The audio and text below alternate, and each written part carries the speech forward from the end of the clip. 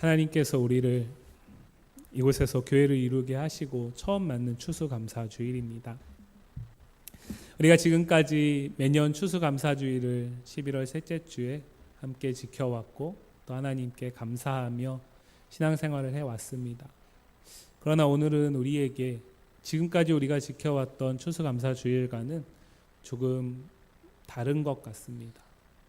이전까지 우리가 지켜왔던 추수감사주일은 뭔가 풍성함을 우리가 눈으로도 볼 수 있었고 곳곳에서 하나님께 감사할 수밖에 없는 이유들을 발견할 수 있었던 것 같습니다.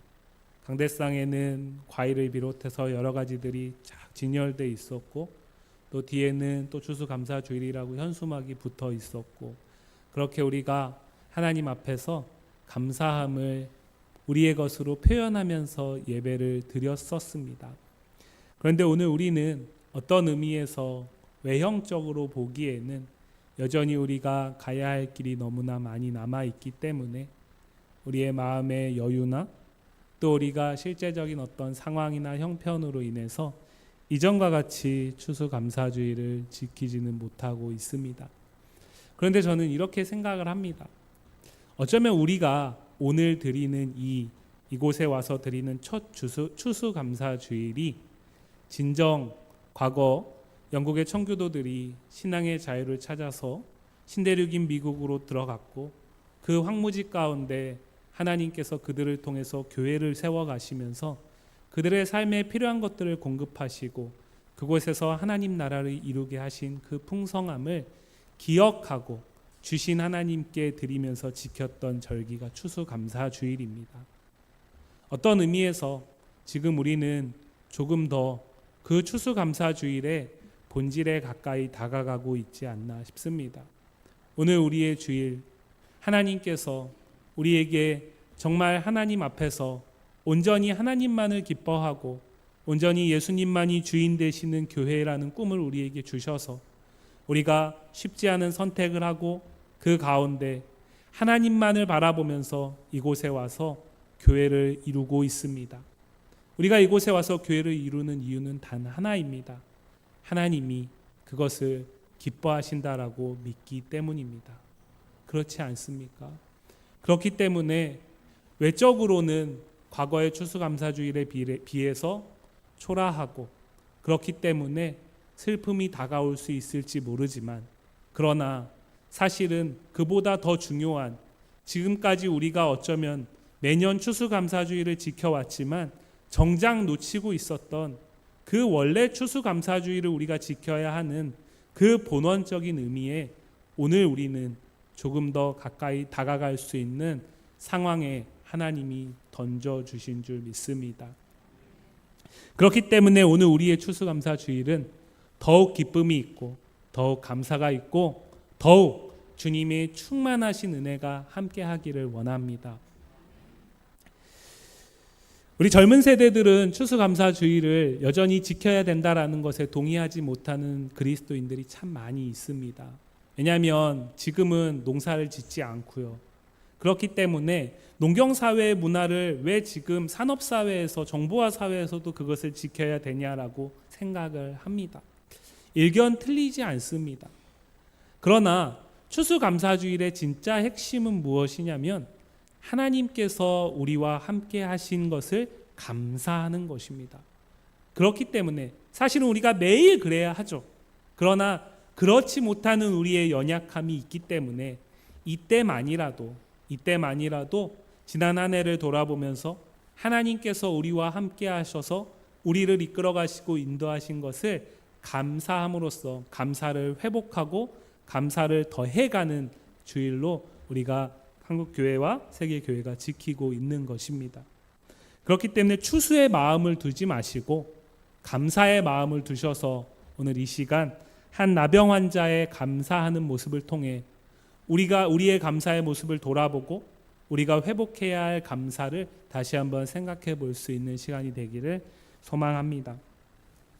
예루살렘으로 가시는 예수님이 그 제자들과 그 일행이 사마리아와 갈릴리 사이로 지나가시던 때에 한 마을에서 있었던 일을 오늘 본문은 담고 있습니다. 오늘 본문 안에서 이 사마리아에 조금 더 가까운 한 마을에 들어가셨기 때문에 이 마을에서 있었던 이 사건, 나병 환자 10명을 만나게 되죠. 그 가운데 한 사람은 사마리아인이고 성경이 이야기하고 있지 않지만 나머지 9명은 유대인이었을 것입니다. 왜냐하면 한 사람이 사마리아인이라고 굳이 딱 찍어서 이야기하는 이유는 사마리아인과 유대인은 원래 함께 할 수 없었기 때문에 그렇습니다. 유대인들은 사마리아인들을 같은 민족이라고 여기지 않습니다. 우리 사회 속에서도 우리가 남북 분단이 이제 70년이 넘어가는 이 상황 속에서 많은 사람들은 우리가 한민족이라고 생각을 하지만 여전히 극히 일부는 한민족이라고 생각하지 않고 오히려 적대하고 우리가 반드시 쳐서 이겨야 될 대적이라고 생각하는 사람들이 여전히 있는 것처럼 유대 사회 속에서는 그것이 오히려 반대로 저 사마리아 사람들이 원래는 우리와 한민족이었다라고 생각하는 사람은 극히 일부였고 그들의 역사 속에서 아수르에게 멸망당하고 혼혈 정책 가운데서 피가 섞이게 됨으로써 이제 저들은 더 이상 우리와 똑같지 않다. 저들은 하나님의 백성이라고 할 수 없다라고 오히려 더 이방 민족보다 더 무시하던 사람들이 사마리아인입니다. 그렇기 때문에 오늘 본문에서 이 한 사람을 사마리아인이라고 굳이 찍어서 이야기하는 것은 나머지 9명이 유대인이었기 때문에 그건 너무나 당연한 것이죠. 유대 땅에 유대인이 있다라는 것은. 그렇기 때문에 오늘 성경에서 유대인 9명은 이야기를 하지 않는 것입니다. 어찌됐건 간에 10명의 나병 환자가 나병이라는 공통점 때문에 사마리아에 조금 인접해 있는 마을에 있었기 때문에 사마리아인 1명과 9명의 유대인이 있는 마을에 예수님이 들어가시게 됩니다. 그들에게도 귀가 있었기 때문에 사람들과 접촉하지는 못하죠. 왜냐하면 접촉하게 되면 부정하게 되기 때문에요. 이스라엘 공동체의 거룩함이 훼손되기 때문에. 구약 성경에서도 이 나병 환자들은 공동체 밖으로 내보내서 그곳에서 격리하라고 했던 자들이기 때문에요. 그러니까 우리 한국 역사 속에서도 이 가까운 데 가면은 소록도가 있지 않습니까? 그러니까 그 섬에 과거에 격리했던 것입니다. 지금은 우리가 그곳에서 헌신하고 그곳에서 예수님의 사랑을 전했던 사람들을 기억하면서 소록도가 아름답게 포장되어 있지만 사실은 그 땅은 죽음의 땅이고 사람들이 버린 사람들이 모였던 땅입니다. 이 본문에 나오는 이 마을은 그런 마을이라고 할 수 있습니다. 정상적인 유대인들이나 아니면은 일반적인 사람들이 살고 있는 마을이 아닌 나병으로 인해서 고통당해서 가족과 친구들과 사회로부터 격리되어 있는 사람들이 모여 있는 마을이라고 할 수 있습니다. 그런데 이들에게도 귀가 있기 때문에 예수님께서 이 예루살렘을 비롯해서 이스라엘 땅에서 오셔서 예수님께서 행하신 수없이 많은 일들을 이들도 전해 듣게 되죠. 풍문으로 들려졌을 것입니다. 그리고 그러한 소식들을 들으면서 이들의 마음 가운데는 성경이 말하지 않지만 나의 이 나병도 예수님을 만난다면 치료될 수 있을 것이라는 기대를 가질 수밖에 없었을 것입니다. 우리가 그렇죠. 우리가 어떤 질병이 참 나를 너무나 힘들게 할 때 여러 소문들을 들어서 병원도 찾아가고 한약 한방도 치료해보고 여러 가지 민간 치료도 해보고 여러 가지 방법들을 다 진행을 하면서 어떻게 해서든 나으려고 하잖아요. 그런데 그 질병이 심해지면 심해질수록 절망이 깊어지면 깊어질수록 정말 누가 나았다라는 소식만 들으면 그게 진위 여부를 검증하지도 않고도 그 약을 사 먹고 그 사람을 찾아가고 그런 것이 우리의 모습이거든요. 이 나병 환자들에게 당연히 그런 마음이 있죠. 그런데 그 마음을 갖고는 있지만 그들이 가진 나병은 예수님을 찾아갈 수 없게 하는 것입니다. 성경에 보면 수없이 많은 환자들이 예수님이 머무는 그곳에 찾아옵니다. 그리고 예수님은 그들을 외면치 아니하시고 언제나 고쳐주십니다. 그런데 이들은 그렇게 할 수 없는 자들입니다. 이들이 치료될 수 있는 방법은 딱 하나죠. 예수님이 이들을 먼저 찾아오시는 겁니다. 이들은 그날이 오늘이었을 것이라고 상상도 못했을 것입니다. 그런데 예수님이 제자들과 예루살렘으로 가는 길 가운데 이 마을에 잠시 들르셨어요. 이들은 예수님을 멀리서 보고 알아봅니다. 어떻게 그것이 가능했는지는 성경이 말하고 있지 않지만 그들의 간절함이 닿았던 것이라고 생각할 수 있습니다. 사실은 예수님께서 이들을 위해서 이 마을에 들어가신 거죠. 성경에서는 우연처럼 보이죠. 그냥 예루살렘으로 가는 길 가운데 예수님께서 여러 가지 이유로 피곤하시든지 아니면 잠시 쉬었다 가시든지 어떤 이유인지는 알 수 없지만 그러나 이 모든 과정의 배후에서 하나님께서 섭리하시고 예수님께서 행하시는 모든 일은 그 하나님의 나라를 드러내시는 것이기 때문에 예수님은 우연히 이 마을에 들어가신 것이 아니라 이 마을에 이 사람들 때문에 들어가신 것입니다. 예수님이 아니면 소망이 없는 이 사람들 때문에요. 그들이 예수님을 멀리서 봅니다. 그리고 나서 이렇게 외치죠. 선생님이여 우리를 불쌍히 여기소서. 선생님이여 우리를 불쌍히 여기소서. 아마 지금보다 훨씬 더 큰 소리로 외쳤겠죠. 왜냐하면 가까이에 있어서 손을 잡고 주여 나를 불쌍히 여겨달라고 할 수 있는 형편에 있지 않기 때문에 예수님은 이들을 찾아오셨지만 이들은 예수님이 자신들을 찾아왔다라고 생각할 수 없죠. 그러면 어떻게 해야 합니까? 예수님이 멀리서도 자신들을 볼 수 있도록 소리를 쳐야 합니다. 아마 그들이 낼 수 있는 모든 힘을 다해서 소리를 쳤을 것입니다. 그리고 예수님이 그곳을 보십니다. 그리고 나서 이렇게 말씀하시죠. 가서 제사장들에게 너희 몸을 보이라. 그리고 예수님은 그들을 만지지 않으셨습니다. 그냥 제사장들에게 가서 너희 몸을 보이라 라고만 하셨어요. 그런데 성경은 놀라운 이야기를 합니다. 14절 하반절입니다. 그들이 그 말씀을 듣고 가다가 깨끗함을 받았다라고 이야기를 합니다. 이것은 놀라운 믿음입니다.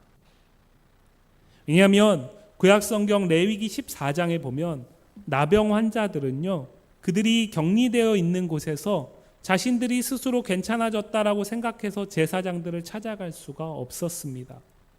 제사장이 진영 밖으로 나와서 그들이 있는 곳으로 와서 그들의 환부를 살펴보고 그들이 정말 나았는지 안 나았는지를 판단한 다음에야 비로소 계속 머물 것인지 아니면은 가족의 품으로 돌아갈 것인지를 결정할 수 있었거든요.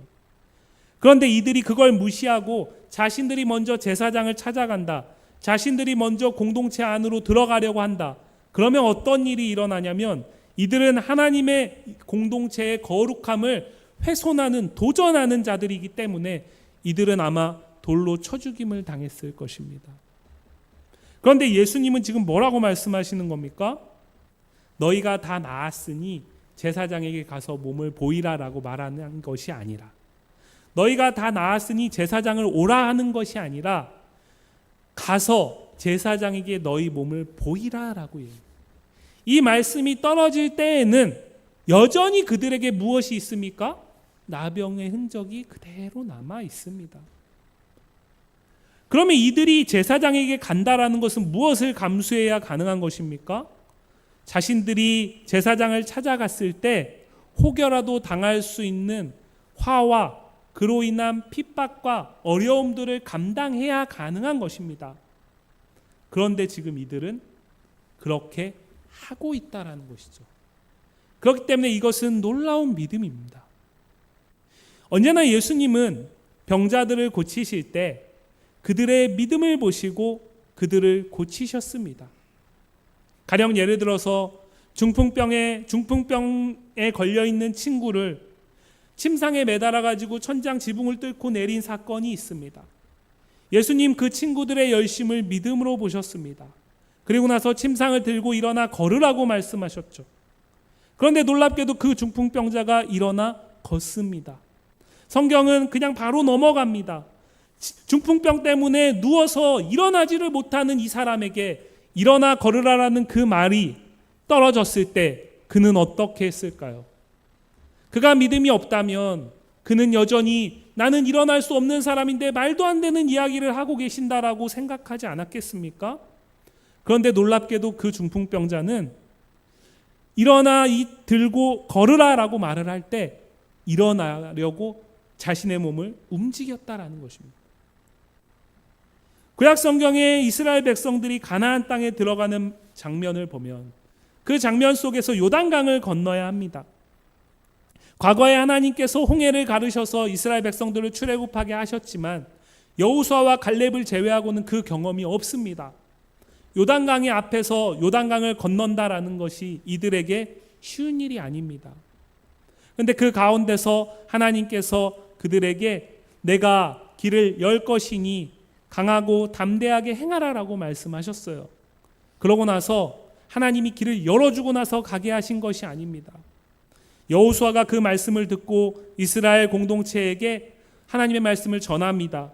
그리고 언약궤를 맨 제사장들이 먼저 요단의 발을 디뎠을 때 그때 비로소 길이 갈라진 겁니다. 무슨 말입니까? 이 말씀이 이 나병 환자들이 놀라운 믿음이라는 것이 그런 것입니다. 지금 이들은 나았기 때문에 제사장들에게 나아가는 것이 아닙니다. 성경은 우리가 혹 오해할까 봐 14절에서 굳이 이야기하죠. 그들이 가다가 어떤 특별한 약을 먹은 것이 아니죠. 가는 과정 속에서 예수님이 와서 그들을 만져주신 것이 아닙니다. 여전히 예수님과 먼 거리를 떨어뜨리고 이들은 예수님의 말을 들었습니다. 그런데 놀랍게도 이들이 가고 있다라는 겁니다. 그리고 그 믿음으로 이들은 나음을 받은 것입니다. 그런데 오늘 성경은 여기에서 끝나지 않고 15절 이하에서 그렇게 가다가 돌아온 한 사람이 있었다라는 사실을 이야기를 합니다. 오늘 우리가 조금 더 주목할 것은 이 이하의 부분입니다. 누가복음 17장 15절과 16절 말씀 한번 같이 읽어볼까요?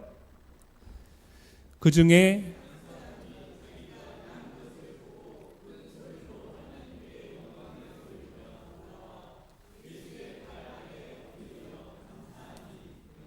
사마리아 사람이라.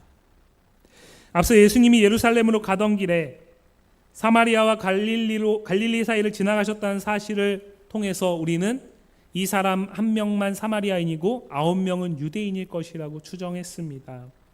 10명에게 나병이 낫는 기적이 일어났습니다. 그 10명은 다 믿음으로 예수님의 말씀을 따라 행했고 예수님은 그 믿음에 합당하게 치유의 은혜를 베풀어 주신 것입니다. 왜 이 말씀을 드리냐면 지금 돌아오지 않은 9명이 믿음이 없었다라고 판단하시면 안 됩니다. 그들에게 믿음이 없었다면 그들은 치유의 기적을 경험할 수 없었습니다.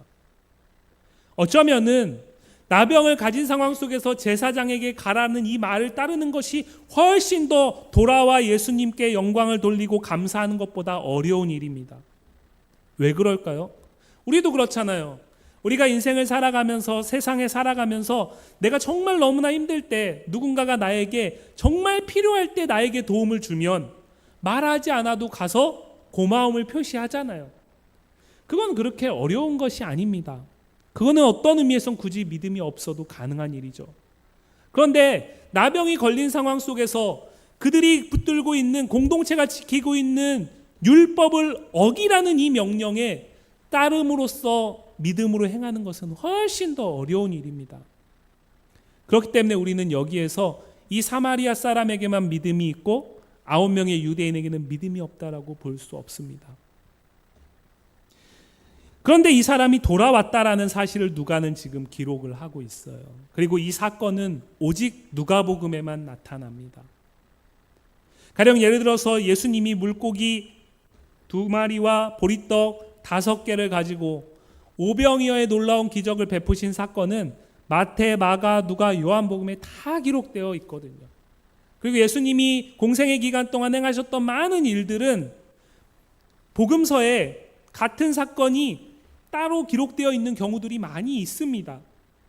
그런데 유독 이 사건은 누가복음에만 기록되어 있습니다. 그 이유가 있습니다. 누가는 오늘 이 한 사람이 굳이 사마리아인이라는 사실을 밝히고 있습니다.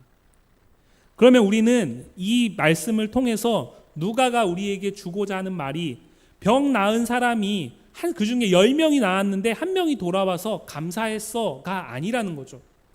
그 한 사람이 왜 사마리아인인가가 중요한 겁니다. 누가복음 안에는 누가가 한 사마리아인에 대한 또 하나의 이야기를 담고 있습니다. 그것은 우리가 너무나 잘 아는 이야기죠. 한 율법사가 찾아와 가지고 예수님을 시험하면서 우리의 이웃이 누구입니까? 라고 묻습니다. 거기에 대해서 예수님이 내 이웃은 이 사람이다, 이 사람이다 이렇게 말하지 아니하시고 비유를 하시는데, 예루살렘에서 예배를 드리고 여리고로 돌아가는 길 가운데 강도 만난 사람이 한 사람이 있습니다. 그런데 그 강도 만난 사람을 제사장이 지나가고 레위인이 지나가고 사마리아인이 지나갑니다. 제사장과 레위인은 그냥 지나쳤습니다. 근데 사마리아인은 가다가 멈췄습니다. 그리고 그 사람이 강도 만난 그 흔적들을 닦아주고 그 사람을 안전한 곳으로 피신시켜주고, 혹시라도 돈이 부족하다면 돌아와서 자신이 치를 것이니까 이 사람을 극진하게 간호해달라고 부탁하면서 간 그 사람, 우리가 흔히 이야기하는 선한 사마리아인의 비유죠. 누가복음 10장에만 나옵니다. 다른 복음서엔 나오지 않습니다. 누가에게는 사마리아인이라는 사실이 중요합니다. 왜냐하면 누가복음은 이방인의 구원을 위해서 기록한 복음서이기 때문에 그렇습니다. 이방인 중에 이방인이 누구입니까? 유대인의 관점에서 서두에 말씀드렸듯이 이스라엘 유대 공동체에게 이방인 중에 이방인은 누구입니까? 저 멀리 있는 사람들이 아니라 가장 가까이에 있지만 절대로 자신들과 같다라고 생각하지 않는, 그래서 이들은 하나님의 백성일 수 없다라고 확신했던 사람들이 사마리아인입니다. 그런데 그 사마리아인이 예수님은 가장 이웃에게 합당하게 행했다라고 말씀을 하시는 겁니다. 예루살렘으로 여리고로 돌아온 그 사람들, 예루살렘에서 무엇을 했습니까? 예배를 했습니다. 율법에 따라서 하나님께 제사를 드린 거죠. 그런데 그들은 그런 행위는 있지만 그 율법 가운데서 그 행위가 삶으로 이어지지 못하는 것이죠. 그러니까 믿음이 삶으로서 열매 맺지 못하는 것입니다. 그런데 이 사마리아인은요, 아마 예루살렘 성전에 들어가기도 어려웠을 것입니다. 아마 유대인들의 뜰이라는 그곳에는 가지도 못하고 이방인의 뜰에서 그냥 멀찌감치 서가지고 곁눈질하면서 눈치 보면서 그렇게 하나님을 예배할 수밖에 없었던 사람일 것입니다. 유대인들이 사마리아인이 그들 옆에 오게 허락하지 않으니까요. 그럼에도 불구하고 이 사람은 돌아가는 길 가운데 그 율법의 정신, 율법의 핵심인 하나님을 사랑하면 이웃을 사랑하는 이 말씀을 강도 만난 자에게 그대로 실천하고 있는 것입니다. 누가는 이를 통해서 유대인과 이방인의 차이를 두는 혈족의 문제가 아니라 진짜 하나님의 나라를 소유한 사람은 사마리아인과 같이 하나님의 말씀에 반응하면서 이웃을 사랑하는 사람이다라는 것을 선한 사마리아인의 비유를 통해 보이는 것이고, 바로 그 사람이 예수님이다라고 말을 하는 것입니다. 그런데 오늘 또 한 사람의 사마리아인을 말하고 있죠. 역시 믿음이 있습니다. 그런데 이 사람이 9명의 유대인과 차이는 무엇이냐? 이 사람은 그 믿음이 온전한 감사로 나아가고 있다라는 차이가 있는 것이죠. 그렇다면 왜 유대인들은 돌아오지 못할까요? 예수님이 이렇게 말씀하시죠. 17절과 19절 말씀, 17절부터 19절 말씀을 보시면 예수께서 대답하여 이르시되 10사람이 다 깨끗함을 받지 아니하였느냐? 그 9은 어디 있느냐? 이 이방인 외에는 하나님께 영광을 돌리러 돌아온 자가 없느냐 하시고 그에게 이르시되 일어나 가라, 내 믿음이 너를 구원하였느니라 하시더라. 예수님은 다 나음을 입지 않았느냐? 다 깨끗함을 입지 않았느냐? 너만 나은 게 아닌데 9은 어디 갔냐? 라고 물으십니다. 그러고 나서 이상한 말씀을 하세요. 우리가 쉽게 받아들이면 너무나 쉬운, 당연하게 넘어갈 수 있는 말인데, 이 사람들을 낫게 하신 분은 누구입니까? 예수님이시죠. 그런데 이 돌아온 사람이 예수님 앞에 무릎을 꿇고 엎드려서 찬송하고 감사하는 것을 보면서 하나님께 영광을 돌리고 있다라고 이야기를 하고 있습니다. 사도행전에 보면 바울과 바나바가 루스드라에 들어가가지고 귀신 들린 여종을 고칩니다. 그러고 나서 그 과정, 그 루스드라 성내에 있는 사람들이 바울과 바나바를 보고서 신이라고 부르려고 해요. 제우스와 같은 정말 고대 그리스 로마 신화에 있었던 그 엄청난 신이 바로 우리 앞에 나타났구나라고 얘기를 해요. 그때 바울이 뭐라고 얘기를 하죠? 우리는 너희와 똑같은 사람이다. 우리가 아닌 하나님께 영광을 돌리라 라고 얘기를 하잖아요. 오늘 이 사람의 이 행위를 예수님은 자신을 낮게 하신 예수님에게 그냥 인간적인 감사를 표하는 것으로 받아들이는 것이 아니라 예수님의 치유 사역을 통해서 하나님의 나라를 보여주시는 그 하나님의 영광을 드러낸 행위라고 보는 것입니다. 오늘 이 사건이 기록되어 있는 11절부터 19절 사이 구절이 있기 이전에 7절부터 10절까지의 누가는 똑같은 감사라는 것과 관계된 이야기 하나를 담고 있습니다. 누가복음 17장 7절부터 10절 말씀입니다. 제가 읽어드리겠습니다. 너희 중 누구에게 밭을 갈거나 양을 치거나 하는 종이 있어 밭에서 돌아오면 그더러 곧 와 앉아서 먹으라 말할 자가 있느냐? 도리어 그더러 내 먹을 것을 준비하고 띠를 띠고 내가 먹고 마시는 동안에 수종 들고 너는 그 후에 먹고 마시라 하지 않겠느냐? 명한 대로 하였다고 종에게 감사하겠느냐? 이와 같이 너희도 명령받은 것을 다 행한 후에 이르기를 우리는 무익한 종이라 우리가 하여야 할 일을 한 것뿐이라 할지니라. 앞에 이 11장부터 19절에 한 사마리아인의 감사의 이야기를 하기 전에 누가는 무엇을 이야기합니까? 한 가지 예를 드는데 주인이 있습니다. 그리고 그 주인의 말을 충성되게 따르는 한 종이 있습니다. 오늘 이 말씀을 이 시대 속의 어떤 문화 속에서 이해하시면 안 됩니다. 그러면 주인이 참 악하다. 어떻게 종에게 수고했단 말 한마디 하지 않냐. 이렇게 받아들일 수 있는데 누가는 지금 그걸 이야기하려는 것이 아닙니다. 주인은 종에게 감사하다라고 말할 이유가 없습니다. 왜냐하면 종은 그것이 당연한 것이기 때문에 그렇습니다. 그런데 오늘 본문에서 말하지 않지만 종은 어떨까요? 종은 주인에게 감사함이 있어야 합니다. 왜냐하면 주인이 일할 수 있는 기회를 주지 않으면 종은 삶을 살아갈 수 없기 때문에 그렇습니다. 그런데 이 사건 이후에 오늘 한 나병 환자의 감사의 이야기를 담고 있는 이유는 무엇이냐면 왜 유대인 9명은 돌아오지 않았는데 이 사람은 돌아왔을까요? 똑같이 나병으로부터 나음을 입기 위해서 예수님의 은혜가 필요했습니다. 그래서 간절하게 믿음으로 반응을 했습니다. 나았습니다. 유대인들에게는 그것이 은혜로 받아들여지지 않는 것입니다. 왜요? 유대인들은 선민의식에 투철한 사람들이거든요. 유대인들 가운데는 하나님의 은혜로만 구원받는다라는, 우리는 하나님의 은혜가 없이는 살 수 없다라는 이것을 입술로는 고백할지 모르지만 그들의 삶은 전혀 그렇지 않은 자들입니다. 그렇기 때문에 이들은 자신들이 율법을 열심히 지키는 행위를 통해서 하나님의 은혜 없이도 살 수 있다라고 생각하는 대표적인 사람들이었고, 그렇기 때문에 예수님은 그들을 책망하셨던 겁니다. 나병이라는 어려움이 있을 때 이들은 예수님이 필요했습니다. 그런데 그 나병으로부터 나음을 입고 나니까 더 이상 이들에게는 예수님이 아닌 빨리 돌아가서 제사장에게 몸을 보여야 하고, 그 다음에 오랫동안 떠나 있었던 가족과 친지들과 친구들과 공동체에 다시 들어가는 게 더 급선무이지, 그 감당할 수 없는 놀라운 기적을 베푸신 예수님은 이제 기억이 나지 않게 된 것입니다. 그런데 사마리아인은 다르게 반응하죠. 왜요?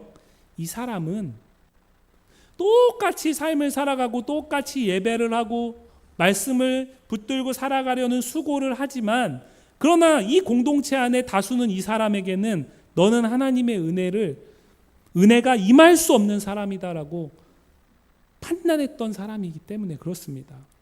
그런 사람에게 하나님의 은혜가 부어졌습니다. 그런 사람에게 예수님의 놀라우신 은혜가 부어진 것입니다. 그 사람은 이것을 은혜 아니면 설명할 수 있는 방법이 없는 거죠. 다시 말씀드려서 유대인들은 이 유대인 9명의 나병 환자는 예수님의 그 기적적인 은혜 가운데 나음을 입었지만 그것이 감흥이 없는 겁니다. 너무나 당연한 거예요. 왜요? 자신들은 하나님의 선택받은 특별한 백성들이니까요. 지금은 어떠한 이유인지 알 수 없어서 나병이 걸려 격리되어 있지만 여전히 자신들은 하나님의 율법을 받은 특별한 백성들이니까요. 그렇기 때문에 그 은혜가 감사로 나아갈 수가 없는 겁니다. 당연하니까요. 앞에 예와 연결시키면 이런 것이죠. 예수님이 그렇게 자신들의 나병을 낫게 하시는 것은 종이 당연하게 자신들 주인에게 하는 행위와 똑같이 받아들이는 것입니다. 그렇기 때문에 주인인 자신들은 감사할 이유가 없는 거죠. 그런데 나병 환자는 그럴 수가 없는 겁니다. 이 사람은 은혜가 아니면 살 수가 없는 사람이거든요. 더군다나 예수님 누구입니까? 유대인입니다. 유대인인 예수님이 자신에게 이러한 놀라운 일을 베풀었습니다.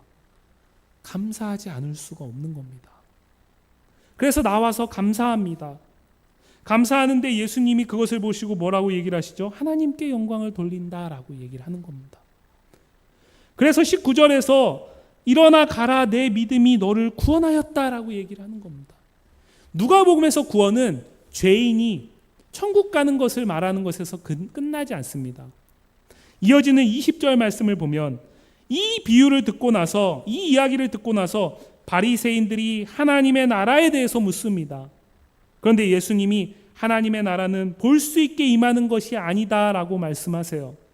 이게 무슨 얘기냐면 이미 하나님의 나라를 예수님이 가져오셨습니다. 사마리아인은 믿음에서 감사로 나아감으로써 그 하나님의 나라를 받기에 충분한 사람이다라는 걸 예수님께 인정받고 있는 겁니다. 9명의 유대의 나병 환자들은 나병으로부터는 나음을 입었습니다. 예수님이 쪼잔하게 오지 않았어? 아니 다시 나병 들게 해줄게 이렇게 하지 않으시는 분이시죠. 그래서 나병으로 나와서 그 안에서 나병으로부터는 자유함을 얻고 살았을지 모릅니다. 그러나 예수님 이 땅에 왜 오셨습니까? 예수님 왜 이들을 찾아가셨습니까? 그 나병을 낫게 하기 위한 것이 아닙니다. 그 나병을 낫게 함을 통해서 하나님께 영광을 돌리게 하기 위한 것이죠. 그 하나님께 영광을 돌린 사람은 이 한 사마리아인밖에 없었다라는 것입니다. 그리고 그것은 감사를 통해서 드러나고 있습니다. 오늘 우리가 가진 본문의 16절 말씀을 보시면 예수의 발 아래에 엎드려 감사하니라고 나옵니다. 오늘 본문에는 그냥 감사하니라고만 나옵니다. 그런데 이 13절에서 주여 선생님이여 우리를 불쌍히 여기소서라고 외쳤던 이 표현에는 나오지 않는 한 단어가 감사 앞에 나옵니다. 원문에는. 그것은 무엇이냐면 큰 소리로입니다. 무슨 말이냐면 이 나병 환자는 자신이 나병에 걸린 상황 속에서 그 절망 속에서 예수님이 낫게 해주시기를 구하면서 외쳤던 그 소리보다 더 큰 소리로 나은 이후에 감사함으로 예수님 앞에 엎드려 있다라는 사실을 누가는 우리에게 보게 하는 것입니다. 우리는 어떻습니까? 우리는 예수님이 우리의 결핍이나 우리의 부족함이나 우리의 문제를 해결해 주시기를 구할 때는 큰 소리로 예수님을 찾습니다. 그러나 그 이후에 더 큰 감사로 하나님께 영광을 돌립니까? 오늘 본문은 우리가 온전히 예수님께 믿음으로 반응한다면 그 믿음보다 믿음에 합당한 감사가 더 커야 한다라는 사실을 말하는 것입니다. 나아가서 오늘 이 16절 말씀의 이 감사는 누가가 다른 곳에서 사용하는데 어디에서 사용을 하냐면 예수님이 십자가에 달리시기 전에 마지막으로 제자들을 모아두고 성만찬을 베푸시면서 떡을 떼어 나눠주시고 잔을 나눠주시면서 감사하며 기도하신 다음에 나눠주시는데 그 감사한다라는 표현에 이 단어를 씁니다.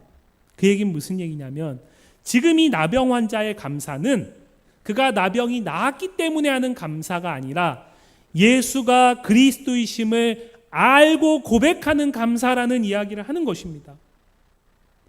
사도 바울은 데살로니가전서 5장 16, 17, 18절 말씀 가운데 우리를 향하신 하나님의 선명하신 뜻 가운데 범사에 감사하라는 말씀을 우리에게 주고 있습니다. 우리가 어떻게 범사에 감사할 수 있습니까? 우리가 어떻게 범사에 감사할 수 있습니까? 우리의 삶에 감사할 수 없는 수없이 많은 상황과 형편과 처지들이 있는데요. 어떻게 범사에 감사할 수 있습니까? 성경은 우리에게 불가능한 것을 말하는 것일까요? 그렇지 않습니다. 우리는 어떻게 범사에 감사할 수 있습니까? 우리 손에 들려진 것이 아무것도 없어도, 우리가 황량한 황무지에 던져지는 것처럼 느껴지는 그때에도 우리에게 살을 찢어주시고 우리에게 피를 흘려주셔서 우리를 죄로부터 자유케 하시고 구원하사 하나님의 나라를 주신 예수님이 여전히 우리와 함께 하시기 때문에 우리는 감사할 수 있는 것입니다. 사랑하는 성도 여러분, 추수감사주의를 지키면서 지난 한 해 돌아보면 감사하는 것이 참 쉽지 않은, 여전히 우리의 삶에 감사보다는 어려움과 난관이 너무나 많음을 고백할 수밖에 없으실 줄 압니다. 그러나 그럼에도 우리는 하나님이 주신 믿음에 반응하면서 우리는 오늘 감사함으로 모여 있습니다. 우리의 어떤 문제를 해결하시고 우리의 결핍을 채워주셨기 때문이 아니라 우리의 기대와 우리의 생각과는 다르게 2023년 한 해를 돌보시고 이끄셨지만 그럼에도 불구하고 여전히 예수 그리스도를 믿는 믿음 안에 우리를 붙들고 계시고 그 안에서 우리가 여전히 너는 내 아들이다, 내 딸이라고 말하는 하나님께 영광 돌릴 수 있게 하신다는 사실은 불변이기 때문에, 그렇기 때문에 외적으로는 초라할지 모르지만 우리는 여전히 그 온전한 감사로 추수감사주의를 지키고 있는 줄 믿습니다. 사랑하는 성도 여러분, 오늘 우리의 감사가 우리를 구원하시기 위해서 예수 그리스도를 보내주시고 우리에게 하나님의 나라를 먼저 누리게 하신 그 하나님이 여전히 우리와 함께 하시며 지금도 우리 안에 선한 일을 행하신다는 믿음의 온전한 반응으로 더 큰 소리의 감사로 넘쳐나기를 원합니다. 하나님은 우리가 원하는 것을 주셔야만 하는 분이 아니십니다. 주셔야만 감사할 수 있는 것이 아니라는 것입니다. 주셔야만 감사한다면 그분은 우리의 종일 것입니다. 그러나 주인은 당신의 때에 주십니다. 우리는 그저 무익한 종일 뿐입니다. 그렇기 때문에 언제나 주인이 나에게 함께 하시고 내게 은혜를 베푸신다라는 사실을 믿는다면 우리는 감사할 수 있는 것입니다. 하나님이 지금도 우리와 함께 하십니다. 하나님이 앞으로도 우리와 함께 하실 것입니다. 여전히 우리가 감사하기에는 쉽지 않은 상황과 형편들이 우리 앞에 펼쳐질 수도 있습니다. 그러나 그때에도 하나님은 여전히 우리가 온전히 믿음으로 반응하며 하나님께 영광 돌리는 감사하는 공동체로 서가기를 원하심을 기억하시기를 바랍니다. 우리에게 감사하게 하시는 하나님이 언제나 우리의 감사의 이유가 되기를 원하고, 감사가 사라진 이 시대 속에서, 감사의 이유를 찾는 이 시대 속에서 하나님의 존재 자체가 예수님이 우리와 함께 하신다라는 그 이유만으로 하나님의 영광을 나타내는 성도와 교회이기를 간절히 소망합니다. 기도하겠습니다. 우리의 감사를 받기에 충분하신 하나님 아버지, 여전히 우리의 형편과 처지 속에서는 감사하기가 어렵지만 그럼에도 우리의 연약함을 믿음으로 견고하게 세워가시고 예수가 그리스도이심을 고백하며 함께 감사함으로 더 큰 감사로 하나님께 영광 돌릴 수 있는 귀한 주의를 우리에게 허락하시니 감사합니다. 하나님, 우리의 감사가 온전한 믿음의 반응이 되게 하여 주시고 이 감사를 통해서 우리의 믿음이 더욱더 성숙하게 하여 주시고 우리의 감사를 통해 세상이 하나님의 영광을 볼 수 있도록 주여 우리를 붙들어 주옵소서. 감사하며 예수님 이름으로 기도합니다. 아멘.